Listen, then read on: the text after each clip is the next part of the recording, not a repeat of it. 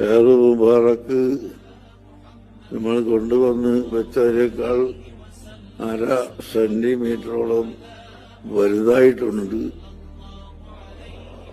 അത് ആ ഷെയർ മുബാറക്കും അതിന് പുറമെ നബി സല്ലല്ലാഹു അലൈഹി വസല്ലമയുടെ ഉമിനീര് പുരട്ടിയ മദീനയിൽ നിന്നുള്ള വെള്ളവും അതുപോലെ റൗള ശരീരത്തിൽ നിന്ന് വടിച്ചെടുക്കുന്ന പൊടികൾ അതും അതുപോലെ അവിടുത്തെ കൈ കൊണ്ട് കുത്തിയപ്പോൾ ജയറാനത്തിൽ നിന്ന് കൈയിന്റെ വെള്ളം ഭൂമിയിൽ കുത്തിയപ്പോൾ പൊങ്ങി വന്ന വെള്ളത്തിൽ നിന്ന് അല്പം വെള്ളവും എല്ലാം ചേർത്തുകൊണ്ടുള്ള വെള്ളമാണ് ഇവിടെ നിങ്ങൾക്ക് തരുന്നത്. അത് നിങ്ങൾ കൊണ്ടുപോയി നഷ്ടപ്പെടുത്തരുത്, വൃത്തിയില്ലാത്ത സ്ഥലത്തൊന്നും ഒഴിക്കരുത്. വളരെ ബഹുമാനത്തോടുകൂടി അതിനെ സൂക്ഷിക്കണം എന്ന് പ്രത്യേകമായി ഓർമ്മപ്പെടുത്തുന്നു. വേറെയും പല ബർക്കത്തിന്റെ സംഗതികൾ ചെയ്തിട്ടുണ്ട്. വലൗ അന്ന അഹ്ലൽ ഖുറാ ആമനു വത്തഖൗ ലഫതഹ്നാ അലൈഹിം ബറകാത്തിൻ മിനസ് സമാഇ വൽ അർദി. ഈ വ്യാജമുടിയുടെ പഴയ ചരിത്രം നമ്മളൊന്ന് പൊടിയട്ടിയെടുക്കണം. അത് അഹ്ലുസുന്നയുടെ വക്താക്കൾ ശക്തമായി പ്രാമാണികമായി നേരിട്ടതുകൊണ്ട് പിന്നെ അവരതിനെ പറ്റിയുള്ള പൊലിമ പറയലും അതേപോലെ തന്നെ അതിൻ്റെ മേന്മകൾ പറയലൊക്കെ നിർത്തിവെച്ചിട്ടൊരു ഭാഗത്തേക്ക് ഒതുങ്ങിക്കൂടി നിൽക്കുകയാണ്. പക്ഷേ ഈ സംസാരം ഇപ്പോൾ കേൾക്കുന്ന ഈ കാലത്തെ ആളുകൾക്ക് ചിലപ്പോൾ അതിൻ്റെ ഒരു പഴയ ചരിത്രം ഓർമ്മയിലുണ്ടാവില്ല. അപ്പോൾ അവർക്കൂടി വേണ്ടി നമ്മളൊന്ന് ചെറുതായിട്ട് പറയണം. 2004 പിന്നെ മർക്കസിൽ ഇങ്ങനെ നബി സല്ലല്ലാഹു അലൈഹി വസല്ലമയുടെ മുടി എത്തിയിട്ടുണ്ട് എന്ന് പറഞ്ഞ് ഇയാൾ എന്താണത് രംഗത്തേക്ക് വരികയാണ്. അപ്പോൾ മുംബൈയിലെ തെരുവിൽ നിന്ന് ഇയാൾക്ക് കിട്ടിയ ചില പിന്നെ എന്താ പറയുക പിന്നെ ആകെ ജടകൾ, ആ ജടകൾ കൊണ്ടുവന്നിട്ട് അതെ അങ്ങനെ തന്നെ പറയാം. അവിടെ പോയി കണ്ടവരൊക്കെ പറയുന്നു അത് ഒരു മനുഷ്യന് ചെല്ലാൻ പറ്റാത്ത വിധം, ഒരാൾക്ക് അടുക്കാൻ പറ്റാത്ത വിധം ദുർഗന്ധവും വൃത്തിഹീനമായി കിടക്കുന്ന സ്ഥലമാണ്. അവിടുന്ന് കിട്ടിയ ഒരു സംഗതി ഇവിടെ മർക്കസിൽ കൊണ്ടുവന്ന് ഇയാൾ വെച്ചു. അങ്ങനെ 2004 മുതൽ ഇതിൻ്റെ പൊലിവ് പറയലും എൻ്റെ അടുത്ത് പിന്നെ ഷെയർ മുബാറക്ക് ഉണ്ട് എന്നൊക്കെ പറഞ്ഞ് പ്രമാണങ്ങളൊക്കെ അതിനു വേണ്ടി ദുർവ്യാഖ്യാനിച്ച് അങ്ങനെ വരുമ്പോൾ ഇവിടെ മുജാഹിദ് പ്രസ്ഥാനം എല്ലാ അനാചാരങ്ങളെയും അന്ധവിശ്വാസങ്ങളെയും ശക്തമായി ചോദ്യം ചെയ്യുന്ന പോലെ തന്നെ ഈ ചൂഷണത്തെയും ശക്തമായി ചോദ്യം ചെയ്തു. ചെറിയ രൂപത്തിലൊന്നല്ല, എല്ലാ സ്റ്റേജുകളിലും പേജുകളിലും ഈ ചോദ്യം ചെയ്യൽ നിറഞ്ഞു നിന്നു എന്ന് തന്നെ പറയാം. അപ്പോൾ ഇവിടെ നേലിച്ച് കണ്ടൊരു ഇത് ദീൻ്റെ ഒരു കാര്യമാണ്. വിശ്വസിക്കേണ്ട നബി സല്ലല്ലാഹു അലൈഹി വസല്ലമയുമായി ബന്ധപ്പെട്ട് വിശ്വസിക്കേണ്ട സുപ്രധാനമായ കാര്യമാണ്. അപ്പോൾ ആ കാര്യത്തിന് കൃത്യമായൊരു സനദ് വേണം, പരമ്പര വേണം. സ്വഹാബത്തിലൂടെ നബി സല്ലല്ലാഹു അലൈഹി വസല്ലമ സ്വഹാബത്തിലൂടെ അങ്ങനെ ഉത്തമ തലമുറയിലൂടെ ഇങ്ങനെ വന്ന കൃത്യമായൊരു സനദ് വേണം എന്ന ന്യായമായ ചോദ്യം, വളരെ ന്യായമായ ചർച്ചകൾ അതുമായി ബന്ധപ്പെട്ട് നടന്നു. 2009 ഈ ചർച്ച മുറുകിയപ്പോൾ ഇയാളൊരു അവകാശവാദം പറഞ്ഞു. സെൻസിങ് 2009 ജൂലൈ സെൻസിങ്, ആ സെൻസിങ്ങിൽ ഇയാൾ പറഞ്ഞത് എന്താണ് ഒന്ന് വായിക്കാം. ഇയാൾ പറയാണ്, പിന്നെ ഷെയർ മുബാറക്കിൻ്റെ സനദ് മർക്കസിലുണ്ട്. മഹാനായ സയ്യിദ് അലവി മാലിക്കി പണ്ട് ഞാൻ മക്കത്ത് ചെന്നപ്പോൾ എനിക്ക് ഷെയർ മുബാറക്ക് കാണിച്ചു തന്നിരുന്നു. പിന്നീട് മഹാനവറുകൾ കേരളത്തിൽ വന്നപ്പോൾ എനിക്ക് ലഭിച്ച ഷെയർ മുബാറക്കിനെ കുറിച്ച് അദ്ദേഹത്തെ അറിയിച്ചു. മഹാനവറുകൾ ഞാൻ മുതൽ അഷറഫുൽ ഹൽക്ക് അഥവാ നബി സല്ലല്ലാഹു അലൈഹി വസല്ലമ ഹജ്ജത്തുൽ വദാ വരെയുള്ള സനദ് പരിശോധിച്ചുകൊണ്ട് അതൊന്ന് ചുംബനം ചെയ്യാനുള്ള സമ്മതം ചോദിച്ചു. ഞാൻ 1000 വട്ടം സമ്മതം കൊടുത്തു. പിന്നീട് മർക്കസിലെത്തിയ മക്കയിലെ പ്രമുഖ പണ്ഡിതൻ സയ്യിദ് ഉമർ ജീലാനി എൻ്റെ അടുത്ത് ഷെയർ മുബാറക്ക് ഉണ്ടെന്ന് കേട്ടിട്ടുണ്ടെന്നും അത് കാണിച്ചു തരാൻ ആവശ്യപ്പെട്ടു. ഇങ്ങനെ ഈ അലവി മാലിക്കി അതുപോലെ തന്നെ ഉമർ ജീലാനി എന്ന് കേൾക്കുമ്പോൾ അവരൊക്കെ എന്തോ അഹ്ലുസുന്നയുടെ വലിയ ആളുകളെന്ന് വിചാരിക്കണ്ട. ഷിയായിസത്തെ പിൻപറ്റി സൂഫിസം പ്രചരിപ്പിക്കുന്ന അല്ലെങ്കിൽ ഈ ജാറ വ്യവസായവും ഈ ഇസ്ലാം പഠിപ്പിക്കാത്ത പിന്നെ തബറുക്ക് എല്ലാ അനാചാരങ്ങളും സമൂഹത്തെ പഠിപ്പിക്കാൻ വേണ്ടി ഗ്രന്ഥങ്ങളൊക്കെ എഴുതി നടക്കുന്ന ആളുകളാണ് ഇവരൊക്കെ. എന്ന് പറഞ്ഞാൽ അവിടുത്തെ കാന്തപുരം ആണ് എന്നർത്ഥം. ആ നാടുകളിലൊക്കെ ഇടപെടുന്ന അങ്ങനത്തെ ആളുകൾ എന്നർത്ഥം, അവരുള്ള നാടുകളിലൊക്കെ ഇടപെടുന്ന ആളുകൾ എന്നർത്ഥം. ഏതായിരുന്നാലും ഇയാൾ സനദുണ്ട് എന്ന് ഇയാളിങ്ങനെ എഴുതിയും പ്രസംഗിച്ചൊക്കെ പറയാൻ തുടങ്ങി. അപ്പോൾ അത് കൃത്യമായി കാണണം, ആ സനദ് വായിക്കണം എന്ന നിലക്കുള്ള ചർച്ചകളിലേക്ക് വീണ്ടും ഇത് പോവുകയാണ്. ഏതായിരുന്നു 2011 ആയപ്പോൾ മർക്കസിൽ സനദ് കൈമാറ്റ സമ്മേളനം പ്രഖ്യാപിച്ചു. സനദ് കൈമാറ്റ സമ്മേളനം അതാ ഇത് ഇപ്പോൾ ഈ വളർന്നു എന്ന് പറയുന്ന മുടി അതിനിപ്പോൾ ഏതാകട്ടെ, അതായത് മുംബൈയിൽ നിന്ന് കിട്ടിയ ജടയാകട്ടെ, ഇനി ഹസറജ് വഴി കിട്ടിയ ജടയാകട്ടെ, ഏത് വളർന്നാലും വേണ്ടിയില്ല. ഏതായാലും ഈ വളർന്നു എന്ന് പറയുന്ന മുടി സനദ് കൈമാറൽ സമ്മേളനം 2011 പിന്നെ മർക്കസിൽ വെച്ചാണ് അബുദാബിയിലെ ഹസറജിയെ ഇറക്കി. അത് വേറെ ഒരു കാന്തപുരം. ഹസറജിയെ ഇറക്കിയിട്ടാണ് ഈ സനദ് കൈമാറൽ സമ്മേളനം നടത്തിയത്. അപ്പോൾ ആ സനദ് കൈമാറൽ സമ്മേളനം പിന്നെ അവിടെ സനദ് വായിച്ചത് സമസ്തയിലെ പേരോട് സഖാഫിയാണ്. ആ ഭാഗം ഒന്ന് വേണമെങ്കിൽ എന്ത് ചെയ്യാം, ഒന്ന് കേൾക്കാം. നബി സല്ലല്ലാഹു അലൈഹി വസല്ലമയുടെ ആധാറുകൾ സൂക്ഷിച്ചു വരുന്ന ഷാജഹാൻ ചക്രവർത്തിയുടെ കാലം മുതലേ സൂക്ഷിച്ചു വരുന്ന പരമ്പരയിൽപ്പെട്ട സയ്യിദ് ബാഖിർ അഹമ്മദ് അവറുകളും ഈ സദസ്സിൽ പ്രത്യേകമായി ഹാജരായിട്ടുണ്ടെന്നും നേരത്തെ ഇവിടെ സയ്യിദ് ബറക്കാത്തി സയ്യിദന്മാർ മുഖേന ബഹുമാനപ്പെട്ട ശൈഖുനാ അവറുകൾക്ക് ലഭിച്ച മുടി ഇവിടെ സൂക്ഷിപ്പുണ്ടെന്നും അതിന്റെ പുറമെയാണ് അഷ്റഫുൽ ഖൽഖ് സല്ലല്ലാഹു അലൈഹി വസല്ലം തങ്ങളുടെ മുടി ബഹുമാനപ്പെട്ട ഖസ്റജ് ഗോത്രത്തിൽപ്പെട്ട സഹാബത്ത് അൻസാരികളായ സഹാബത്തിന്റെ ഗോത്ര പരമ്പരയിൽപ്പെട്ട UAE ഗവൺമെന്റിന്റെ ഔഖാഫിലെ മന്ത്രിയായിരുന്ന മഹാനവറുകളുടെ മകനാണ് ഇപ്പോൾ നമ്മളോട് സംസാരിച്ചത്. ആ മന്ത്രി സമാഹത്തിൽ ഇമാം മുഹമ്മദ് അൽ ഖസ്റജി അവരുടെ മകൻ അഹ്മദ് മുഹമ്മദ് അൽ ഖസ്റജി അവറുകളാണ് ഇപ്പോൾ നബി സല്ലല്ലാഹു അലൈഹി വസല്ലം തങ്ങളുടെ മുടി ഉസ്താദ് അവറുകളുടെ കയ്യിലേക്ക് കൈമാറും. നബി സല്ലല്ലാഹു പരമ്പര വായിച്ചില്ല. ഇനി പരമ്പര എന്ന നിലക്ക് മൂപ്പര് വായിച്ചതന്നെ തെക്ബീർ കൊണ്ട് കേൾക്കാനും കോലല്ല, ഒരൊച്ചങ്ങനെ കേട്ടു എന്നാണ്. അപ്പോൾ ഈ ഒന്നാം ഘട്ടത്തിൽ പിന്നെ അപ്പോൾ അടുത്തന്നെ പേരോട് പറയുന്നുണ്ട് മർക്കസിലുള്ള മുടിക്ക് പുറമെ ആ പഴയ ജട അവിടെ ഉണ്ട്, അതിന് പുറമെയാണ് ഈ പുതിയത്. ഏതായിരുന്നാലും അവിടെ സനദ് വായിച്ചു എന്ന് പറഞ്ഞ് ഇയാൾ പോയി, സനദ് വായിച്ചു പോയി. വീണ്ടും ചർച്ച വന്നു. ആ സനദ് നബി സല്ലല്ലാഹു അലൈഹി വസല്ലം വരെ എത്തുന്ന സനദല്ല, അതാണ് കിട്ടേണ്ടത്. അത് ഖസ്റജിയുടെ കുടുംബ നസബാണ്. ഖസ്റജിയുടെ കുടുംബ പരമ്പര വായിച്ച് ജനങ്ങളെ കബളിപ്പിച്ചു. കാരണം ഖസ്റജിയും ഈ ചൂഷണത്തിൻ്റെ അല്ലെങ്കിൽ ഇത്തരം കാര്യത്തിന് നേതൃത്വം കൊടുക്കുന്ന ആളാണ്. അപ്പോൾ സ്വാഭാവികമായിട്ടും മൂപ്പരെ വല്ലിപ്പ നസബാണ് എന്തായിട്ടുള്ളത് അവിടെ വായിച്ചിട്ടുള്ളത്. പിന്നെ ഇത് രണ്ടാം ഘട്ടം എന്ന് പറഞ്ഞാൽ സിറാജുൽ ഹുദയിൽ വെച്ച് ഇത് നസബാണ് എന്ന് പിടികൂടി. നസബാന്ന് പിടികൂടിയപ്പോൾ സിറാജുൽ ഹുദയിൽ വെച്ച് മൂപ്പരെന്ത് ചെയ്തു, ഞാൻ നസബാണ് വായിച്ചത്. നസബ് എന്ന് പറഞ്ഞാൽ കുടുംബ പരമ്പരയാണ്. സനദ് അറിഞ്ഞാൽ കൃത്യമായി ദീനിൻ്റെ ഹുക്കുമുകൾ നമുക്ക് ലഭിച്ച പരമ്പരക്കാണെന്ന് പറയാം സനദ്. ആ സനദാണ് വേണ്ടത്. അങ്ങനെ ഇതിൻ്റെ മൂന്നാം ഘട്ടം പിന്നെ നമ്മൾ കാണുന്നത് ഈ നസബ് വായിച്ചപ്പോൾ എന്ത് ചെയ്തു, വീണ്ടും കാന്തപുരം മുസ്ലിയാരെ വിളിച്ചിട്ട് എവിടെ പരമ്പര, നിങ്ങൾ പരമ്പര തരൂ എന്ന നിലക്കുള്ള ചർച്ചകൾ വീണ്ടും പിന്നെ മുഴങ്ങി വന്നു. അപ്പോൾ മൂന്നാം ഘട്ടം പേരോട് പറഞ്ഞത് എന്താ വെച്ചാൽ, കാന്തപുരത്തെ ആരും വിളിക്കേണ്ടതില്ല, പരമ്പര വേണ്ടവർ എൻ്റെ അടുത്ത് വന്നാൽ മതി എന്ന് പേപ്പർ എടുത്ത് ഇങ്ങനെ കാണിച്ചു. എൻ്റെ അടുത്ത് വന്നാൽ മതി എന്ന് പേപ്പർ എടുത്ത് കാണിച്ചു. ഏതാ പേപ്പർ? ഈ കുടുംബ പരമ്പരയാണ് ആ പേപ്പറിലുള്ളത്. ഇതിൻ്റെ നാലാം ഘട്ടം ഒരു പത്രസമ്മേളനം നടത്തിയിട്ട് ഞങ്ങളും നസബന്നെയാണ് വായിച്ചത് എന്ന് പറഞ്ഞിട്ട് അണികളെ കണ്ണിൽ പൊടിയിട്ട് ഇത് ചോദ്യം ചെയ്ത ആളുകൾ എന്താണോ കണ്ടെത്തിയത് അതിലേക്ക് ഈ സമസ്തയിലെ പേരോട് മുസ്ലിയാർ അടക്കമുള്ളവർ എത്തുന്ന രംഗാണ് കണ്ടത്. എന്നാൽ അതേ സമയത്ത് തന്നെ അന്നത്തെ പിന്നെ അന്ന് ഉള്ളാൾ തങ്ങൾക്ക് ശേഷം പിന്നെ MA അബ്ദുൽ ഖാദർ മുസ്ലിയാരൊക്കെ സമസ്തൻ്റെ പ്രസിഡന്റ് സ്ഥാനത്ത് വന്നിട്ടുണ്ട്. MA അബ്ദുൽ ഖാദർ മുസ്ലിയാർ ഇതിനെപ്പറ്റി എനിക്കൊരു വിവരമില്ല. കാരണം ഒരാളിപ്പോൾ അങ്ങനെ മർക്കസിലെ മുടിയിൽ എനിക്ക് അഭിപ്രായം തന്നെ ഇല്ല, മുടി മുക്കിയ വെള്ളം വിതരണത്തിൽ എനിക്ക് ഉത്തരവാദിത്തമില്ല. ആര്? MA അബ്ദുൽ ഖാദർ മുസ്ലിയാർ. ഇത് ഹസൻ സഖാഫി പൂക്കോട്ടർ അടക്കമുള്ളവർ അഥവാ മറുവിഭാഗം സമസ്ത അവരും ചൂഷണത്തിൻ്റെ ആളുകളാണ്. കാരണം അവർ അന്ന് കാസിമി യഖ്സിമുഹു ബൈനന്നാസ് എന്ന് പറഞ്ഞിട്ട് 25,000 മുടി കുപ്പിയിലാക്കിയിട്ട് വെള്ളം വിൽക്കുന്ന കാലമാണ്. എല്ലാ ഇതുപോലെ ആത്മീയ തട്ടിപ്പുകൾക്കും നേതൃത്വം കൊടുക്കുന്ന മറ്റൊരു ടീമാണ് അവർ എന്നർത്ഥം. അപ്പോൾ അവർ ഇവരോടുള്ള എതിർപ്പ് കൊണ്ട് എന്ത് ചെയ്തു, നമ്മൾ പ്രാമാണികമായി ചോദ്യം ചെയ്യലും അവർ സമസ്ത AP വിഭാഗത്തോട് എതിർപ്പ് കൊണ്ട് ചോദ്യം ചെയ്തു.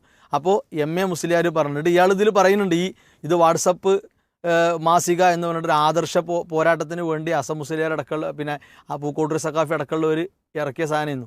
ഇതിലയാൾ പറയുന്നത് ഞാൻ കോഴിക്കോട് പോയിട്ട് ആ ബർക്കത്തുള്ള വെള്ളം ബർക്കത്ത് കിട്ടാൻ വേണ്ടി അത് ഞാൻ 4 വർഷമായി അവിടെ പോയിട്ട്. അപ്പോൾ ഇപ്പോൾ ഇയാൾ പറയണത് ആ വെള്ളം വാങ്ങിക്കൊണ്ടോണമെന്നാണ്.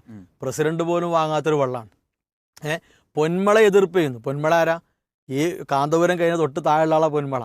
പൊന്മള ഇതിനെ എതിർത്ത എത്രയോ പിന്നെ സംസാരങ്ങൾ ഇപ്പോഴും നമ്മുടെ കൈകളിലൊക്കെ ഉണ്ട്. കാന്തപുരം ഉസ്താദും ഹക്കീം അസരി പോലും കുടിച്ചിട്ടുണ്ടാവില്ല. ഇല്ല, അതെ, അതൊക്കെ തന്നെയാണ്. അപ്പോൾ അവരെ കൂട്ടത്തിൽ തന്നെ പിന്നെ ഉള്ളവർ അന്ന് തന്നെ ഇതിനോട് ഇങ്ങനെ ഒരു വിമുഖത. അപ്പോൾ അതൊക്കെ ഒരു പ്രത്യേക തട്ടിപ്പാണല്ലോ. അപ്പോൾ സ്വാഭാവികമായിട്ടും പറ്റാത്തവരുണ്ടാവും, പറ്റുന്നവരുണ്ടാവും, അങ്ങനെയൊക്കെ ഉണ്ടാവും. ഏതായാലും അത്തരം കാര്യങ്ങൾ വരെ ഉണ്ടായിട്ടുണ്ട്.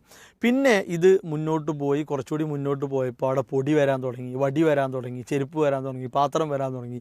ഇങ്ങനെ കുറേ കാര്യങ്ങൾ അവിടെ പ്രത്യക്ഷപ്പെടാൻ. അപ്പോൾ ഈ സനത് ചോദിക്കൽ ഇവർക്ക് വലിയൊരു ക്ഷീണം ഉണ്ടാക്കിയിരുന്നു. ഇത് OM തരുവണ, സമസ്തയുടെ പ്രധാനപ്പെട്ട ഒരു പ്രഭാഷകൻ, എഴുത്തുകാരനൊക്കെയാണ്. ഷെറ മുബാറക് വിമർശനങ്ങൾക്ക് മറുപടി എന്ന് പറഞ്ഞിട്ട് അയാൾ പുസ്തകം എഴുതി. ഇതിലൊരു ഭാഗം നമ്മൾ വായിച്ചു കഴിയാൻ, തബറുക്കിന് സനത് വേണ്ട ഒരു ഭാഗമാണ് 15-ാം പേജ്. എവിടെ നിന്ന് പടി കടന്നു വന്നു ഈ സനത് വിവാദം? ഇസ്ലാമിൽ ഇങ്ങനെയൊരു സംസ്കാരമില്ല. സനത് വിവാദത്തിൻ്റെ ചരിത്രവുമില്ല. ഹദീസുകളുടെ സനത് പരിശോധന ഗവേഷകരായ ഇമാമുമാരുടെ കാര്യമാണ്, സാധാരണക്കാർക്ക് എന്നല്ല. പണ്ഡിതന്മാർക്ക് പോലും അവരെത്ര ഉന്നതരായിരുന്നാലും സനത് ചെയ്യേണ്ട കാര്യമില്ല. അവർ അനുകർത്താക്കൾ, മുഖല്ലിദ് മാത്രമാണ്. ഇതാണ് ഇപ്പോൾ ഇതിൻ്റെ കസിൽ. അതെ, കാരണം കാന്തപുരം മുസ്ലിയാർ എന്ത് പറയുന്നോ അള്ളാഹു അക്ബർ, പേരോട് എന്ത് പറയുന്നു അള്ളാഹു അക്ബർ, കാരണം ആ തഖ്ലീദാണ്. എന്നിട്ട് പറയാണ് ഈ വാദം ആദ്യം കൊണ്ടുവന്നത് ഇബ്നു തൈമിയ്യയാണ്. സനദ് വാദേ ഒരിക്കലും അല്ല.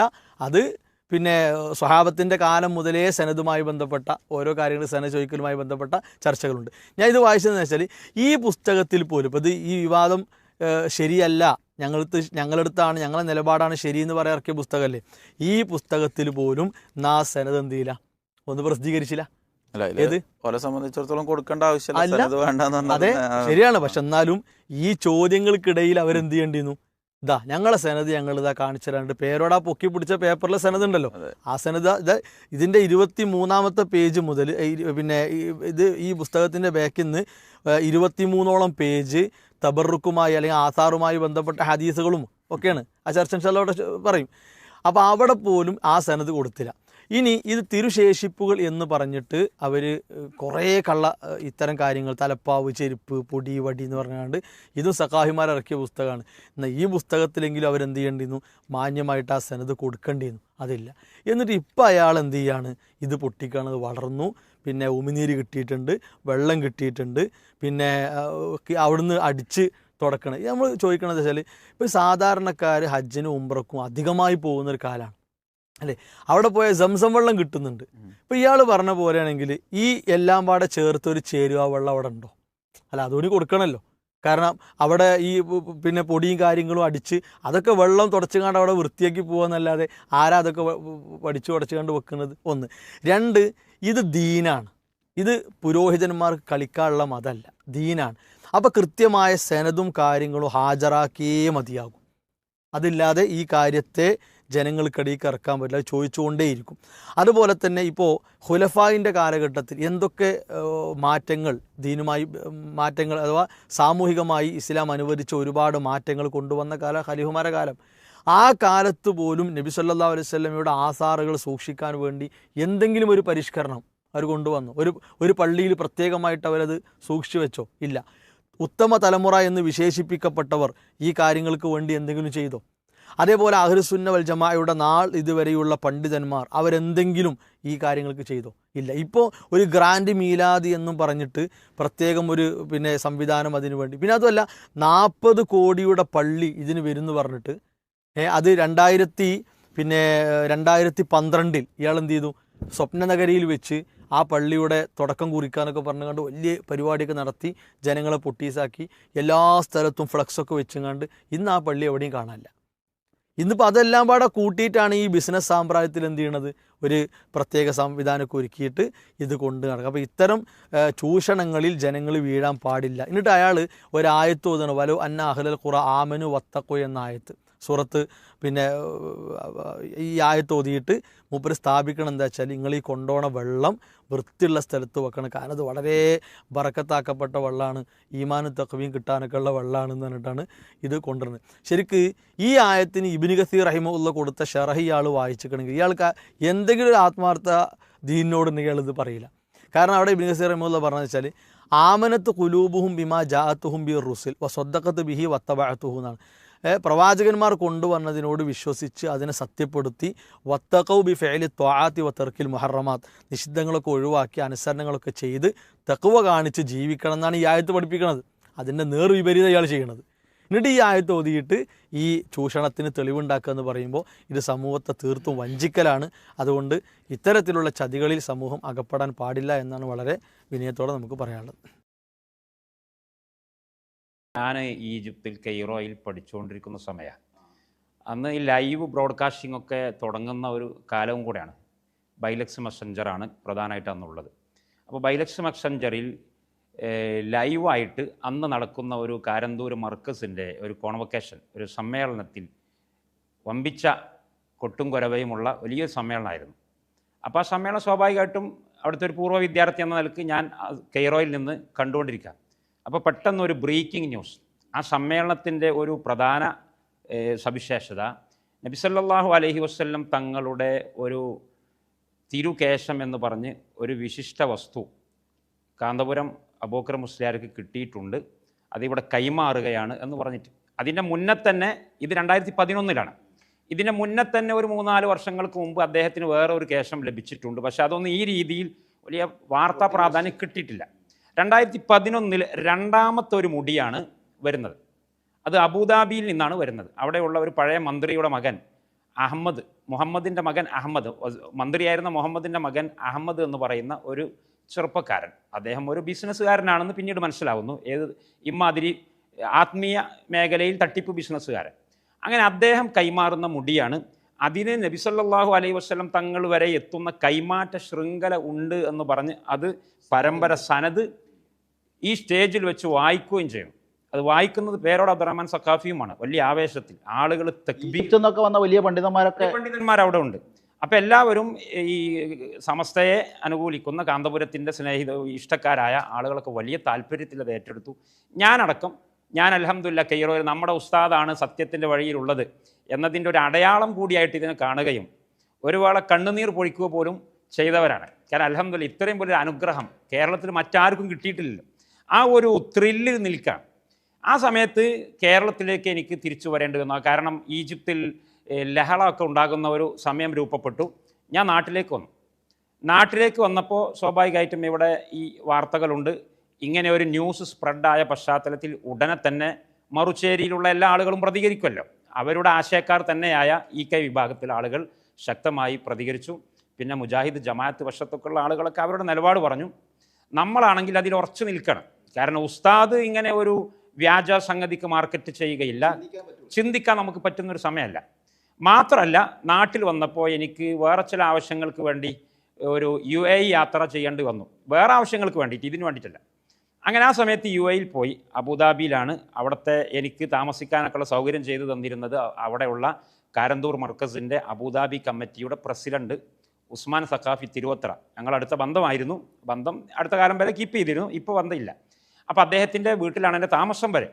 അങ്ങനെ അദ്ദേഹത്തിൻ്റെ കൂടെ, അദ്ദേഹം മർക്കസിൻ്റെ ഔദ്യോഗിക പ്രതിനിധിയാണ് അവിടെ ഉള്ളത്.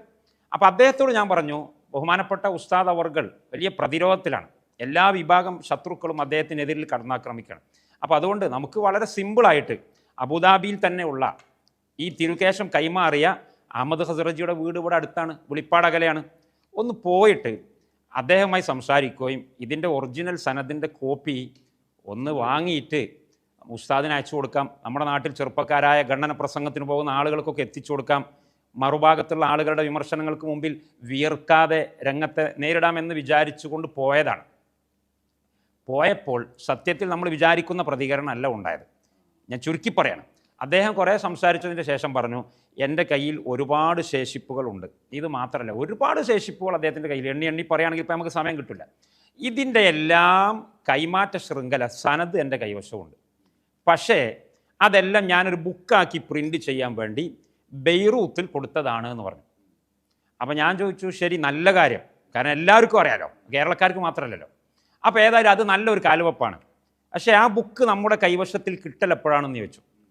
അപ്പോൾ അദ്ദേഹം പറഞ്ഞു, അത് കൂടുതലൊന്നും കൊടുക്കുക, എന്നാലും എത്ര. കാരണം ഞാൻ UAEയിൽ ഒരു വിസിറ്റിംഗ് വിസയ്ക്ക് പോയതാണ്. കുറഞ്ഞ സമയം കൊണ്ട് തിരിച്ചു നാട്ടിൽ പോകണം. അപ്പോൾ അതിൻ്റെ മുന്നേ തന്നെ ഈ ബുക്ക് കൈപ്പറ്റണം എന്ന് എനിക്കൊരു അതിയായ ആഗ്രഹമുണ്ട്. അപ്പോൾ അദ്ദേഹം പറഞ്ഞു, അത് മാക്സിമം ഒരു 2 ആഴ്ച കൊണ്ടൊക്കെ എന്തായാലും കിട്ടുമെന്ന് പറഞ്ഞു. അങ്ങനെ 2 ആഴ്ച കാത്തിരുന്നു. ഞാൻ ഈ ഉസ്മാൻ സഖാഫിയുമായിട്ട് ബന്ധപ്പെട്ടു, നിങ്ങൾ അഹമ്മദ് ഖസറജിയായിട്ട് ബന്ധപ്പെടണം. 2 ആഴ്ച കഴിഞ്ഞു, 3 ആഴ്ച കഴിഞ്ഞു, 4 ആഴ്ച കഴിഞ്ഞു, കുറേ കഴിഞ്ഞു. അപ്പോൾ ഒരു റിപ്ലൈ ഇല്ല. അവസാനം ഞാൻ സഖാഫിയോട് പറഞ്ഞു, നമുക്ക് ഒന്നും കൂടി പോയി നോക്കുക, ഇനിയിപ്പോൾ അദ്ദേഹത്തിൻ്റെ ഒരു പ്രതികരണം നേരിട്ട് കിട്ടിയിട്ടില്ലെങ്കിലും. അങ്ങനെ അദ്ദേഹത്തിൻ്റെ തന്നെ വലിയൊരു സമ്മതമൊന്നും ഇല്ലാതെ തോന്നുന്നുണ്ട്, എനിക്ക് കൃത്യമായിട്ട് ഉറപ്പില്ല. ഒരു 70 ദിവസം കഴിഞ്ഞപ്പോൾ ഞാൻ എൻ്റെ അവിടുത്തെ വിസ ഇങ്ങനെ നീട്ടി പോവാണ്. ഇതിനു വേണ്ടി മാത്രമല്ല, എനിക്ക് വേറെയും ചില കാര്യങ്ങൾ UAE ഉണ്ടായിരുന്നു ആ സമയത്ത്. അങ്ങനെ നീട്ടി ഏകദേശം 70 ദിവസം ആയതിൻ്റെ ശേഷം വീണ്ടും അദ്ദേഹത്തിൻ്റെ വീട്ടിൽ പോയി. എൻ്റെ കൂടെ ഉസ്മാൻ സഖാഫിയുണ്ട്. എന്തിനു വേണ്ടി? ഒന്നുകിൽ ഈ പുസ്തകം കിട്ടണം, അല്ലെങ്കിൽ സനത് കിട്ടണം. ഇതിനു വേണ്ടി ഉസ്താദിനെ രക്ഷപ്പെടുത്താൻ വേണ്ടിയിട്ട്. അങ്ങനെ ചെന്നപ്പോൾ ഇദ്ദേഹത്തിൻ്റെ സംസാര ശൈലിയൊക്കെ വളരെ മാറിയിട്ടുണ്ട്. അദ്ദേഹം ചോദിക്കുന്നത്, നിങ്ങൾ എന്തിനാണ് സനത് ചോദിക്കുന്നത്? നിങ്ങൾക്കറിയാമല്ലോ നമ്മൾ മുക്കല്ലിദുകളാണ്, നമുക്ക് ഷാഫി മദ്ഹബ് മറ്റ് മദ്ഹബുകാരല്ല. ഈ മുക്കല്ലിദ് എന്ന് പറഞ്ഞാൽ തന്നെ എന്താ? ഗുരുവിനെ തെളിവുകൾ ചോദിക്കാതെ നേരിട്ട് അനുകരിക്കുക എന്നതാണല്ലോ. ഈ തെളിവ് ചോദിക്കുക, പ്രമാണം ചോദിക്കുക, സനത് ചോദിക്കുക എന്നുള്ളതൊക്കെ പുത്തൻവാദികൾ, മുബ്തദീങ്ങളുടെ, വഹാബി, മൗദൂദി എന്നൊക്കെ പറയുന്ന അവരുടെയൊക്കെ നിലപാടാണ്. അതുകൊണ്ട് നമ്മൾ അതിൻ്റെ പിന്നാലെ പോകരുത്, അവരുടെ കെണിയിൽ നമ്മൾ വീണു പോകരുത് എന്ന ഒരു ഉപദേശമാണ് ഇദ്ദേഹം നമുക്ക് തരുന്നത്. നമ്മൾ രണ്ടുപേരും ഷെയ്ഖ് അബൂബക്കറിൻ്റെ മുരീദന്മാർ, ശിഷ്യന്മാരാണ്. നമ്മളോട് അങ്ങനെ ഒരു ഉപദേശത്തിൻ്റെ ആവശ്യമില്ല. ഞങ്ങൾ AP അബൂബക്കർ മുസ്ലിയാരെ സംശയം ഉണ്ടായതുകൊണ്ട് പോയതുമല്ല, അദ്ദേഹത്തെ രക്ഷപ്പെടുത്താൻ വേണ്ടി പോയതാണ്. പക്ഷേ ഇദ്ദേഹത്തിൽ നിന്ന് ഇങ്ങനെ ഒരു റിപ്ലൈ കിട്ടിയപ്പോൾ എൻ്റെ മനസ്സിൽ അതൊരു കടിയായി. പക്ഷെ ഞാനത് ഉസ്മാൻ സഖാഫിയോട് ഷെയർ ചെയ്തിട്ടൊന്നുമില്ല. മാത്രമല്ല, ഞാൻ ആ സമയത്ത് UAE ഉണ്ടായിരുന്ന സമയത്ത് UAE നാഷണൽ കമ്മിറ്റിയുടെ AP വിഭാഗത്തിൻ്റെ ഒരു ICF എന്ന സംഘടനയാണ്, അവരുടെ പ്രവാസി സംഘടന. അപ്പോൾ ആ സംഘടനയുടെ ഔദ്യോഗിക UAE ചാപ്റ്ററിൻ്റെ കെയർ ഓഫിൽ ദുബായിൽ വെച്ചുകൊണ്ട് ഒരു ദേശീയ സമ്മേളനം ഉണ്ടായിരുന്നു. ആ സമ്മേളനത്തിൽ പോലും ഈ മുടി നബി സല്ലല്ലാഹു അലൈഹി വസല്ലം തങ്ങളുടെ ഒറിജിനൽ ഷാർ മുബാറക്ക് ആണ് എന്ന വിശ്വാസപ്രകാരം അത് ആണ് എന്ന് സമർത്ഥിച്ചുകൊണ്ട് കേരളത്തിലെ എതിരാളികൾക്ക് മറുപടിയായിട്ട് മലയാളികളായ ആളുകളൊക്കെ കൂടിയിട്ടുള്ള വലിയ സമ്മേളനത്തിൽ മുഖ്യ പ്രസംഗം നടത്തിയ ആളാണ് ഞാൻ. അത് അവിടുത്തെ UAE സിറാജ് എഡിഷനിൽ വരെ ഫോട്ടോ സഹിതം വന്നതാണ്. ആ ഒരു പ്രതീക്ഷയിൽ നമ്മളുള്ളത്. അപ്പോഴാണ് ഇദ്ദേഹത്തിൽ നിന്ന് ഈ മറുപടി. അപ്പോൾ ഞാൻ അതൊക്കെ കഴിഞ്ഞ് എൻ്റെ സമയം കഴിഞ്ഞപ്പോൾ നാട്ടിലേക്ക് തിരിച്ചു വന്ന് നാട്ടിൽ ഞാനിങ്ങനെ നിൽക്കുമ്പോഴാണ് എനിക്ക്, ഞാൻ പറഞ്ഞല്ലോ ഈജിപ്തിൽ ലഹള ആയതുകൊണ്ടാണ് ഈജിപ്തിൽ പഠിച്ചുകൊണ്ടിരിക്കുന്നതിൻ്റെ അവസാനം ഏകദേശം ഒരു 11 വർഷമൊക്കെ ആയപ്പോഴാണ് ഈ ലഹള വരുന്നത്. അപ്പം ഇനി പെട്ടെന്ന് തിരിച്ച് ഈജിപ്തിലേക്ക് പോകാനും ചില തടസ്സങ്ങളുണ്ട്. അങ്ങനെ ഇരിക്കുമ്പോഴാണ് ഒരു ദിവസം ജിഷാൻ മാഹി എന്ന് പറയുന്ന AP വിഭാഗത്തിൻ്റെ തന്നെ സജീവ പ്രവർത്തകനായിരുന്നു അന്ന്, ഞങ്ങളുടെ ഓൺലൈൻ രംഗത്ത് ഒരുമിച്ചുണ്ടായിരുന്നത്. അദ്ദേഹം എനിക്ക് ഖത്തറിൽ നിന്ന് വിളിക്കുക. അദ്ദേഹം ഖത്തറിൽ ജോലിയാണ്. അദ്ദേഹം അവിടുന്ന് വിളിച്ചിട്ട് എന്നോട് പറഞ്ഞ്, ഉസ്താദിൻ്റെ ഈ ഷാർ മുബാറക്കിനെതിരിൽ ഒരുപാട് ആളുകളും വഹാബികളും മൗദൂദികളും ഒക്കെ വളരെ മോശമായിട്ട് വിമർശിക്കുന്നുണ്ട്. അപ്പോൾ ഉസ്താദിനെ രക്ഷപ്പെടുത്തൽ നമ്മുടെ ഒരു ബാധ്യതയാണ്. അപ്പോൾ അതുകൊണ്ട് നിങ്ങൾ അബുദാബിയിൽ പോയിട്ടുണ്ടായ റിപ്പോർട്ടുകൾ എന്തൊക്കെയാണ് എന്ന് എന്നോട് അറിയാൻ വേണ്ടി. എനിക്കാണെങ്കിൽ കൃത്യമായ റിപ്പോർട്ട്, ഇയാളൊരു സാധാരണക്കാരനാണ്, ഇയാൾ ഇനി സുന്നത്ത് ജമാഅത്തുനിന്ന് പോകണ്ടെന്ന് വിചാരിച്ചിട്ട് ഞാൻ കുറേ കാര്യങ്ങളൊക്കെ മൂടി വെച്ചുകൊണ്ട് അത് നമ്മൾ അത്ര ഗൗരവത്തിലെടുക്കേണ്ട, ഉസ്താദ് പറഞ്ഞാൽ പിന്നെ അതിനെതിരിൽ എന്തിനാ ചോദ്യം ചെയ്യേണ്ട ഒരു ആവശ്യമില്ലല്ലോ, നമ്മൾ അച്ചടക്കം പാലിക്കണം എന്ന് പറഞ്ഞു സമാശ്വസിപ്പിച്ചു. അദ്ദേഹം പറഞ്ഞു, ജിഷാമാഹി പറഞ്ഞു, അങ്ങനെ ശരിയാവില്ല, ഇത് ഞാൻ ഏറ്റെടുത്ത കാര്യമാണ്, ഇത് ഞാൻ തെളിയിക്കും, ഇത് ഒറിജിനലാണെന്ന് ഞാൻ തെളിയിക്കും. നിങ്ങൾക്ക് അബുദാബിയിൽ നിന്ന് തെളിയിക്കാൻ നല്ല ആത്മവിശ്വാസത്തിലാണ്. ആത്മവിശ്വാസത്തിലാണ്. അബുദാബിയിലുള്ളത് ഒറിജിനലാണെന്ന് നിങ്ങൾക്ക് തെളിയിക്കാൻ പറ്റിയിട്ടില്ലെങ്കിൽ ബോംബെയിൽ ഒരു മുടിയുണ്ട് ആദ്യമായിട്ട് കാരന്തൂരിലേക്ക്, അത് ഒറിജിനലാണെന്ന് ഞാൻ ബോംബെയിൽ പോയി തെളിയിക്കും. സത്യത്തിൽ ഈ ജിഷാൻ മാഹി തെളിയിക്കാൻ പോകുന്ന അല്ല. കാരണം ജിഷാൻ മാഹി കുറച്ച് കുരുട്ടുബുദ്ധിയും കൂടെയുള്ള ആളാണ്. അദ്ദേഹം നേരത്തെ തന്നെ എന്നെക്കാൾ ഒരു പടി മുമ്പ് കടന്നിട്ട് ഇതിൻ്റെ എല്ലാ അന്വേഷണം പൂർത്തിയാക്കി ഇത് വ്യാജമാണ് എന്ന് പഠിച്ച ആളാണ്. ഇനി ഞാൻ സുന്നത്ത് ജമാഅത്തുനിന്ന് പോകണ്ടെന്ന് കരുതിയിട്ടാണ് എന്നെ മയക്കണം, ഞാൻ മൂപ്പരെ മയക്കുന്നതിന് പകരം. അങ്ങനെ അങ്ങോട്ടും ഇങ്ങോട്ടും ഈ പറഞ്ഞ് ചുരുക്കി പറഞ്ഞാൽ അദ്ദേഹം എന്നോട് പറഞ്ഞ് ഞാൻ ബോംബെയിലേക്ക് പോവുകയാണ്. അപ്പം ഞാൻ പറഞ്ഞു, ഞാൻ ബോംബെയിലേക്കില്ല. കാരണം ഉസ്താദിനെ സംശയിച്ചുകൊണ്ടുള്ള ഒരു ബോംബെ യാത്ര എന്ന് പറഞ്ഞാൽ ഒരു അതബുകേടല്ലേ. ആ പൊസിഷനിൽ ഞാൻ നിന്നു. പക്ഷെ ഇയാൾ വിടുന്നില്ല. ഇയാൾ പറഞ്ഞു, നിങ്ങൾ എന്തായാലും എൻ്റെ കൂടെ ബോംബെ പോരണം, അത് ഒറിജിനലാണെന്ന് ഞാൻ തെളിയിക്കും. അങ്ങനെയാണ് ഇങ്ങനെയാണെന്ന് പറഞ്ഞു. അപ്പോൾ ആ സമയത്ത് ഞാൻ ഏതായാലും ഇങ്ങനെ ഒരു മുടിയുടെ വിഷയത്തിൽ അന്വേഷണ യാത്ര നടത്തേണ്ട ഒരു ആവശ്യം എനിക്കില്ലാത്തതുകൊണ്ട് ഞാനതിന് വരുന്നില്ല. മാത്രമല്ല ഇത് പോയാൽ ഇപ്പോൾ തലയില്ലാത്ത തെങ്ങുമ്മ കയറിയ മാതിരി ആവുമെന്ന് എനിക്കും ഒരു മനസ്സിലൊരു തോന്നലുണ്ട്. അപ്പോൾ അത് കാരണം ജിഷാൻ മാഹി കേട് വന്നു പോകണ്ട എന്ന് വിചാരിച്ചിട്ട് ആ ഒരു പദ്ധതി ഞാൻ നെവർമെൻ്റ് ചെയ്തു. പക്ഷെ അപ്പോഴാണ് എനിക്ക് എൻ്റെ ഈജിപ്ത് യാത്രയുമായി ബന്ധപ്പെട്ട് ഈജിപ്തിൻ്റെ എംബസിയിലേക്ക് ബോംബെയിലുള്ള കോൺസുലേറ്റിൽ പോകേണ്ട ഒരു ആവശ്യം വന്നു. ഒരു വിസിറ്റിംഗ് ഉണ്ടാക്കാൻ വേണ്ടി. അപ്പോൾ ഞാൻ ജിഷാൻ മാഹിയോട് അത് പറഞ്ഞു, എനിക്ക് ബോംബെയിലൊന്ന് പോകേണ്ട ഒരു ആവശ്യമുണ്ട് ഒരു വിസയുടെ കാര്യത്തിന് വേണ്ടിയിട്ട്, എംബസിയിലേക്കാണ്, അത് പോകുക തിരിച്ചു വരിക, കൂടുതൽ ഞാൻ അവിടെ നിൽക്കുകയോ ഇല്ലയെന്ന് പറഞ്ഞു. അപ്പോൾ ഏതായിരുന്നാലും ഇതൊരു അവസരമല്ലേ, നിങ്ങൾ എൻ്റെ കൂടെ നിങ്ങൾ ഒരു റിസ്ക് കൊടുക്കണ്ട, നിങ്ങൾ എൻ്റെ കൂടെ വന്നാൽ മാത്രം മതി, ഇനി വല്ല സാമ്പത്തിക ചിലവൊക്കെ ഉണ്ടെങ്കിൽ അതും ഒക്കെ ഞാൻ എടുക്കാമെന്ന് പറഞ്ഞു. അപ്പോൾ ഞാനിപ്പോൾ ഏതായാലും ബോംബെ പോകുന്നല്ലേ, അപ്പോൾ രണ്ടും കൂടി ഒരുമിച്ച് നടന്നോട്ടെ എന്ന് കരുതിയിട്ട് എൻ്റെ യാത്ര ഞാൻ കാലിക്കറ്റ് ടു ബോംബെ ഫ്ലൈറ്റിൽ കയറി. ആ സമയത്ത് ഇദ്ദേഹം അവിടെ ഉണ്ട്, ഷമാഹി അദ്ദേഹം ബോംബെയിലുണ്ട്. അദ്ദേഹം എന്നെ എയർപോർട്ടിൽ നിന്ന് പിക്ക് ചെയ്തു. ചുരുക്കി പറഞ്ഞാൽ ബോംബെയിലെത്തി അന്ന് രാത്രി തന്നെ, വൈകുന്നേരം ബോംബെയിലെത്തി, രാത്രി മഗ്രിബിൻ്റെ ഏകദേശം കുറച്ച് മുന്നേ ആയിട്ട് ഈ മുടിയുടെ കേന്ദ്രത്തിലേക്ക് പോകണം. ആ കേന്ദ്രത്തിൻ്റെ സ്ഥലം കൃത്യമായിട്ട് ഇപ്പം എൻ്റെ ഓർമ്മയിലില്ല.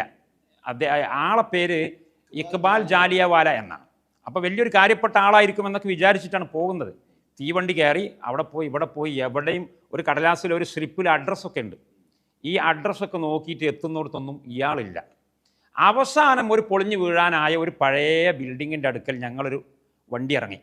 അത് തീവണ്ടിയാണോ അതല്ല ഇനി വേറെ വല്ല 4 വീലർ ആണോ എൻ്റെ ഓർമ്മയിൽ നിന്നൊക്കെ വിട്ടുപോയി. കാരണം ഇപ്പോൾ ഇത് 2011 അവസാന സമയത്താണ്, 14 കൊല്ലം കഴിഞ്ഞില്ലേ. അപ്പോൾ അതുകൊണ്ട് ചില ഓർമ്മ പക്ഷേ ചെറിയ വിഷയത്തിലൊക്കെ ഉണ്ടായേക്കും. അങ്ങനെ അവിടെ ഇറങ്ങി, അവിടെ ഒരു പർദ്ദയൊക്കെ ഇട്ട് ഒരു പെണ്ണുണ്ട്. പർദ്ദയൊക്കെ ഇട്ടിട്ടൊരു മുസ്ലിം പെണ്ണാന്ന് തോന്നിക്കുന്ന, എന്നാൽ ഒരു ശരിയായിട്ടുള്ള ഒരു ദീനി ചിട്ടയിലൊന്നുള്ള ഒരു ഏരിയ അല്ല. അപ്പോൾ വെറുതെ ഇവൻ എന്നോട് പറഞ്ഞു, നമ്മൾ ആ പെണ്ണിനോടൊന്ന് ചോദിച്ചു നോക്കാന്ന് പറഞ്ഞു. അപ്പം ഞാൻ പറഞ്ഞു, എനിക്കെന്താ ഭ്രാന്താ, ഈ കണ്ടാൽ തന്നെ അറിയില്ലേ ഈ പൊളിഞ്ഞു വീകാനായ ഒരു ബിൽഡിങ്, അതുപോലെ ഏത് പെണ്ണാണിത്, നമ്മളിപ്പോൾ സാധാരണ തെരുവുകളിലൊക്കെ തണ്ടി നടക്കുന്ന ഒരു പെണ്ണ് പോലത്തെ ഒരു പെണ്ണ്. അപ്പോൾ അത് വേണ്ടാന്ന് പറഞ്ഞാൽ അവൻ പറഞ്ഞു, ഏതായാലും ചോദിക്കാം, ആയാലും ഒരു തെങ്ങ് പോയാലും ഒരു തേങ്ങ എന്ന് പറഞ്ഞാലേ.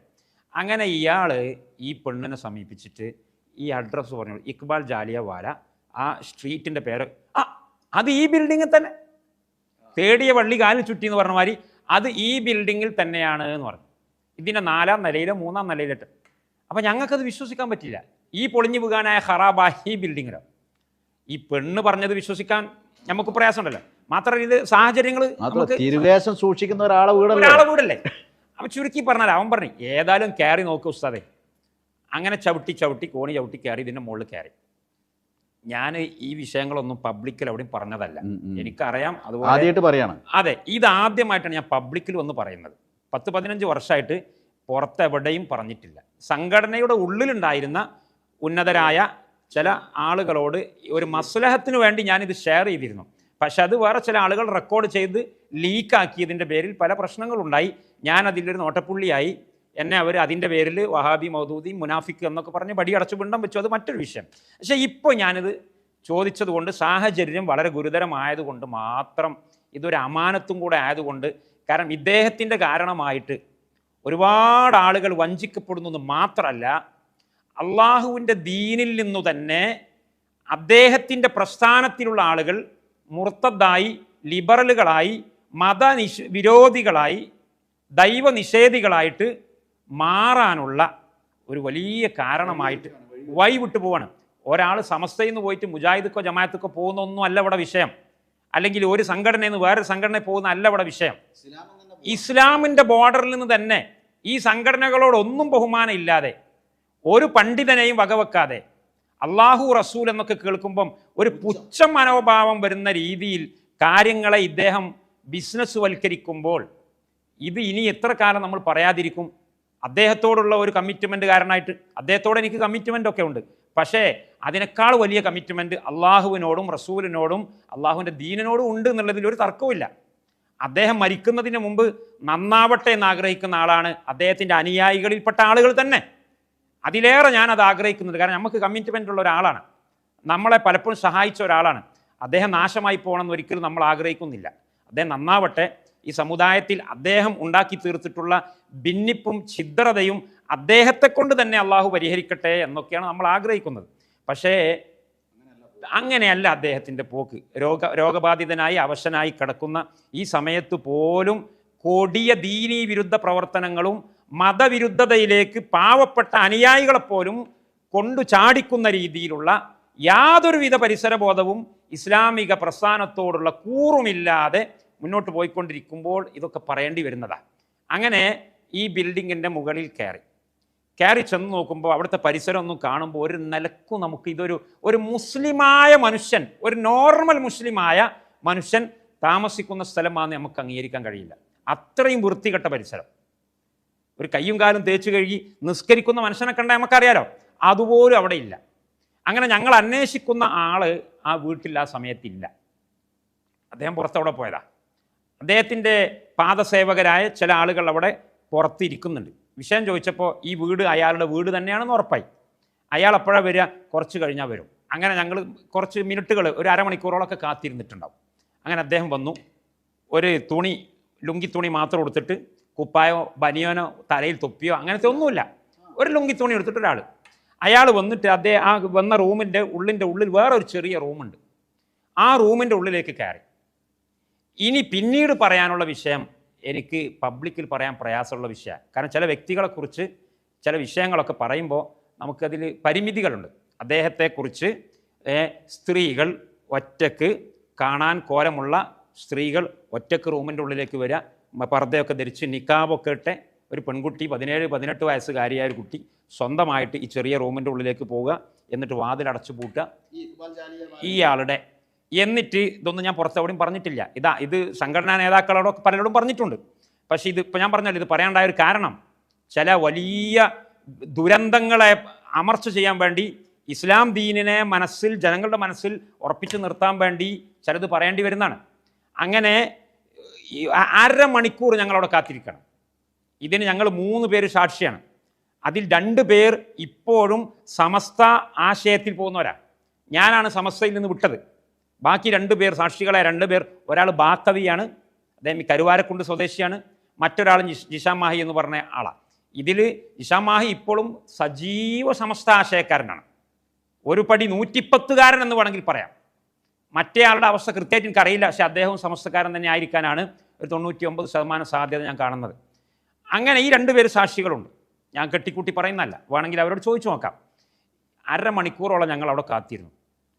ഈ പെൺകുട്ടി വാതിൽ തുറന്ന് പുറത്തേക്ക് വരുന്ന 1/2 മണിക്കൂർ കഴിഞ്ഞിട്ട് ഏകദേശം. അപ്പോൾ ആ സമയത്ത് മുഖം മൂടിയില്ല. അങ്ങോട്ട് പോകുമ്പോൾ നിക്കാബൊക്കെ ഇട്ടിട്ട് പോയതാ, ഇങ്ങോട്ട് പോയി നിക്കാബൊന്നുമില്ല. പെടുന്നതിനെ ഞങ്ങൾ സ്വാഭാവികമായിട്ടും മുഖം നോക്കുമ്പോൾ ആകെ വെപ്രാളപ്പെട്ടുകൊണ്ട് ആണ് പെൺകുട്ടി പുറത്തേക്ക് വരുന്നത്. അപ്പോൾ സ്വാഭാവികമായിട്ടും ഒരു മനുഷ്യനെന്തൊക്കെ ഊഹിക്കാൻ പറ്റും, അതൊക്കെ ഞാൻ ഊഹിക്കും, മറ്റുള്ളവർക്ക് ഊഹിക്കാം. അങ്ങനെ ഇത് കഴിഞ്ഞ് എൻ്റെ മനസ്സ് ആകെ കലങ്ങി. ജിഷാൻ മാഹി എന്നോട് പറഞ്ഞേ, നിങ്ങളൊന്ന് അടങ്ങിയിരിക്കുന്നു, നിങ്ങൾ വിചാരിക്കുമ്പോൾ ആയിക്കോളുന്നില്ലല്ലോ കാര്യം. അങ്ങനെയൊക്കെ പറഞ്ഞ് ഉള്ളിലേക്ക് കയറി നോക്കുമ്പോൾ പുറത്തുള്ളതിനേക്കാളും കഷ്ടക്കാലം. മൂക്ക് പൊത്താതെ അതിൻ്റെ ഉള്ളിൽ നിൽക്കാൻ പറ്റില്ല. ഒരു ജാതി നാറുന്ന വാസനയുള്ള ഒരു സ്ഥലം. എന്താണ് അതിൻ്റെ ഉള്ളിൽ? ചാണകമാണോ ആട്ടിൻ കാഷ്ടമാണോ എന്താണ് അതിൻ്റെ ഉള്ളിലെന്ന് അറിയില്ല. ഒരു വൃത്തിയും വെടുപ്പില്ലാത്ത ഒരു. എന്നാണ് ഇദ്ദേഹം കുളിച്ചത്, എന്നാണ് ഇദ്ദേഹം പല്ല് തേച്ചത്, ഒന്നും ചോദിക്കണ്ട. അങ്ങനെ ഞങ്ങൾ അതിൻ്റെ ഉള്ളിലേക്ക് കടന്ന് വിഷയങ്ങൾ പറഞ്ഞു. ഉറുദു ഭാഷയിൽ വിഷയങ്ങളൊക്കെ സംസാരിച്ചു. അപ്പം അദ്ദേഹം പറഞ്ഞു, ഞാൻ എല്ലാ ആസാറുകളും സൂക്ഷിക്കുന്ന ആളാണ്.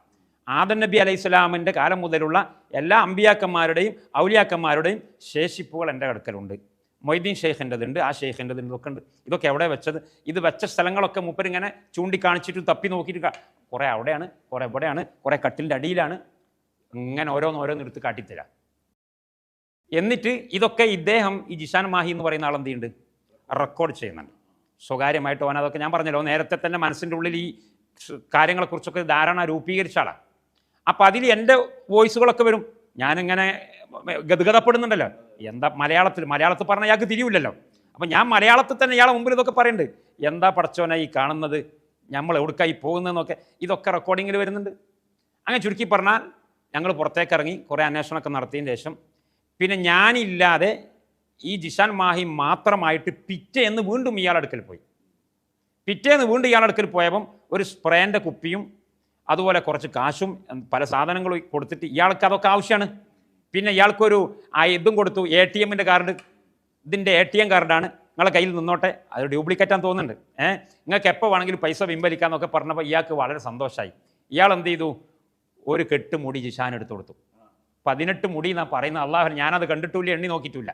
എനിക്ക് 18 മുടിയാണ് കിട്ടിയത്. അത് ഒരു ടർക്കിയിൽ, ഒരു വെള്ള ടർക്കിയിൽ അതൊക്കെ അവിടെ കെട്ടിപ്പൊന്നിട്ട് ജിഷാൻ അതും കൊണ്ട് തിരിച്ചു വന്നു. ഞാനിപ്പോൾ താമസിക്കുന്ന സ്ഥലത്താണ്. എന്നോട് പറഞ്ഞേ, ഞാൻ ഇന്ന് കോളടിച്ചു, കാന്തപുരത്തിന് ഒരു മുടിയാണെങ്കിൽ എനിക്ക് 18 മുടി കിട്ടിയിട്ടുണ്ട്, ഞാനിത് ബോംബ് പൊട്ടിക്കും നാട്ടിൽ പോയിട്ട് എന്ന് പറഞ്ഞിട്ട് അവന് തിരിച്ചു വന്നു. പിറ്റേന്ന് രാവിലെ ഞങ്ങൾ എന്ത് ചെയ്തു, നാട്ടിലെത്തിയിട്ട് നേരെ പൊന്മള അബ്ദുൽ ഖാദർ മുസ്ലിയാരുടെ സ്ഥാപനത്തിലേക്കാണ് പോകുന്നത്, മഞ്ചേരിയിൽ. ഇതൊക്കെ ഞാൻ നേരത്തെ ഒന്നും തുറന്ന് പറഞ്ഞിട്ടില്ല. ഇപ്പം ഇതൊക്കെ പറയുന്നത് അവരൊക്കെ ജീവിച്ചിരിക്കുന്ന ആളുകളല്ലേ, അവർ നിഷേധിക്കട്ടെ ധൈര്യം ഉണ്ടെങ്കിൽ. ഞാനിത് പറയുന്നത് ഇതിൻ്റെ ദൃസാക്ഷിയായ ഞാൻ പറയണം. നേരിട്ട് എൻ്റെ വീട്ടിൽ നിന്ന് രാവിലെ സുബൈ നിസ്കരിച്ച് ഞാൻ മഞ്ചേരിയിലേക്ക് പുറപ്പെടുകയാണ്. കണ്ണൂർ മാഹിയിൽ നിന്ന് ഈ ജിഷാം മാഹി അവിടെ നിന്ന് വരികയാണ്. ഞങ്ങൾ ഒരേ സമയത്ത് ഇവിടെ എത്തി. ഈ പൊന്മള അബ്ദുൽ ഖാദർ മുസ്ലിയാരെ മുമ്പിൽ ഈ വിഷയമൊക്കെ അവതരിപ്പിച്ചു. അദ്ദേഹം വളരെ പോസിറ്റീവായിട്ടാണ് ഇതിനെടുത്തത്. ഞങ്ങളെ വാർത്തകളൊക്കെ അന്വേഷിച്ച് കേട്ടു. ലാ ഹൗല വലാ ഖുവത ഇല്ലാ ബില്ലാഹ്. ഇതിപ്പോൾ ഞാൻ പറയേണ്ട ആവശ്യമില്ല, പൊന്മളയുടെ തന്നെ വോയിസ് ക്ലിപ്പ് ജിഷാം പുറത്തു വിട്ടിട്ടുണ്ട്. പിന്നീട് ഞാനിതൊന്നും അറിയില്ല രാമനാരായണ എന്ന് പറഞ്ഞ് അതൊക്കെ എൻ്റെ വോയിസ് അല്ല, കൃത്രിമമാണ്, തട്ടിപ്പാണെന്ന് അവർ പറഞ്ഞ് കൈ കഴുകുന്നു. മാത്രമല്ല എന്നോടും പറഞ്ഞിരുന്നു, നിങ്ങൾക്ക് സംഘടനയിലേക്ക് തിരിച്ചു വരാം, നിങ്ങൾക്കൊരു കുഴപ്പമില്ല, നിങ്ങൾക്ക് പൂർവ്വസ്ഥിതിയിൽ ശക്തമായി സംഘടനയിലേക്ക് തിരിച്ചു വരാം. പൊന്മള ഉസ്താദും പേരോട് ഉസ്താദും ഒക്കെ ചെയ്തതുപോലെ ചെറിയ ഒരു നാടകം കളിച്ചാൽ മതി, അതെ ഞാനിതൊന്നും പറഞ്ഞിട്ടില്ല, അത് എന്നെ കൊണ്ട് പറയിപ്പിച്ചതാണ് എന്നൊക്കെ പറഞ്ഞ് പറയിപ്പിക്കാൻ എന്താ നമ്മൾ ബോധം കെട്ടി കിടക്കുക. അപ്പം ഞാൻ പറഞ്ഞ് ഞാൻ ഇതൊന്നും ചെയ്തത് ബോധപൂർവം ഉസ്താദിനെ ഇതാക്കാൻ വേണ്ടി ചെയ്തതല്ല, സംഗതി ഒരു നല്ല ഉദ്ദേശം വെച്ച് ചെയ്തതാണ്, പക്ഷെ അത് ലീക്കായിപ്പോയി, അത് ഞാൻ ആഗ്രഹിച്ച ഒരു കേസല്ല, അതുകൊണ്ട് ഇനി മടക്കി പറയാൻ എന്നെ കൊണ്ടാവില്ല, എൻ്റെ വോയിസാണ്, ഞാൻ സംസാരിച്ചതാണ്, പക്ഷെ ചെയ്തത് തെറ്റായിപ്പോയി എന്ന് ഞാൻ സമ്മതിക്കാം, പക്ഷെ ഞാനത് പറഞ്ഞിട്ടില്ല, ഞാനങ്ങനെ ചെയ്തിട്ടില്ല എന്ന ഒരു കുമ്പസാരത്തിന് എന്നെ കിട്ടൂല. അങ്ങനെ കുമ്പസരിച്ചുകൊണ്ട് ഒരു സംഘടനയിലേക്കും എന്നെ പ്രതീക്ഷിക്കേണ്ടതുമില്ല എന്ന് ഞാൻ അവർക്ക് വിവരം കൊടുത്തു. അതോടുകൂടെയാണ് എനിക്ക് അവരുടെ വേദികൾ നിഷേധിക്കപ്പെട്ടത്. ആയിക്കോട്ടെ, ഞാൻ എൻ്റെ വീട്ടിലിരുന്നോളാം, അള്ളാഹുവിൻ്റെ റസൂലിൻ്റെ പേരിൽ കള്ളത്തരം പറയാൻ കൂട്ടു നിൽക്കാത്തതിൻ്റെ പേരിലല്ലേ, ആദ്യമേ സഹിക്കാനുള്ളത് സഹിക്കാം എന്ന് തീരുമാനിച്ചിട്ട് ആണ് ഉണ്ടായത്. പിന്നീട് ഉണ്ടായതൊക്കെ നിങ്ങൾക്കൊക്കെ അറിയുന്ന പബ്ലിക്കായിട്ടുള്ള കാര്യങ്ങൾ. അപ്പോൾ ചുരുക്കി പറഞ്ഞാൽ ഇക്ബാൽ ജാലിയ വാലയുടെ അടുത്ത് നിന്ന് തന്നെയാണോ ഈ കാന്തപുരത്തിന് കിട്ടിയത്? അങ്ങനെ അത് അദ്ദേഹം പറഞ്ഞോ?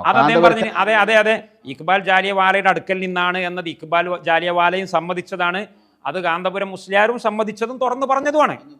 ബോംബെയിൽ നിന്ന് കിട്ടി എന്ന് പറയുന്നത് ഇക്ബാൽ ജാലിയവാല വഴി കിട്ടിയതാണ്. അപ്പൊ ആ ഇക്ബാൽ ജാലിയവാലന്റെ കോലമാണ് ഇത്. അപ്പൊ ഈ സെനദോ അവിടെ വലിയ സദസ്സിൽ വെച്ച് സെനദ് വായിക്കുന്നുണ്ടല്ലോ. ഇക്ബാൽ ജാലിയവാല ഇങ്ങനെയാണെങ്കിൽ അദ്ദേഹത്തിന്റെ സനദ് സ്വീകാര്യമാണോ ഇസ്ലാമിൽ? അല്ല, അപ്പൊ അവിടെ ഈ സെനദും അവിടെ നിന്ന് കിട്ടി തന്നെയാണോ? അത് ചില ആളുകള് അവിടെ വെച്ചിട്ട് കേരളത്തിൽ വെച്ച് എഴുതിണ്ടാക്കിയാണെന്നൊക്കെ അങ്ങനെ പറയുന്നുണ്ട്. ചില ആളുകളല്ല പറയുന്നത്, ഇദ്ദേഹത്തിന്റെ തന്നെ ശിഷ്യനാണ്, എൻ്റെ സീനിയർ ആയിട്ടുള്ള കാരന്തൂർ മർക്കസിൽ പഠിച്ചിരുന്ന ഒരു സക്കാഫിയാണ് അദ്ദേഹം, ഇപ്പോഴും ഈ സമസ്തക്കാരനായ സക്കാഫിയാണ്. പേരൊന്നും ഞാൻ പറയുന്നില്ല, എല്ലാവർക്കും അറിയുന്നതാണ്.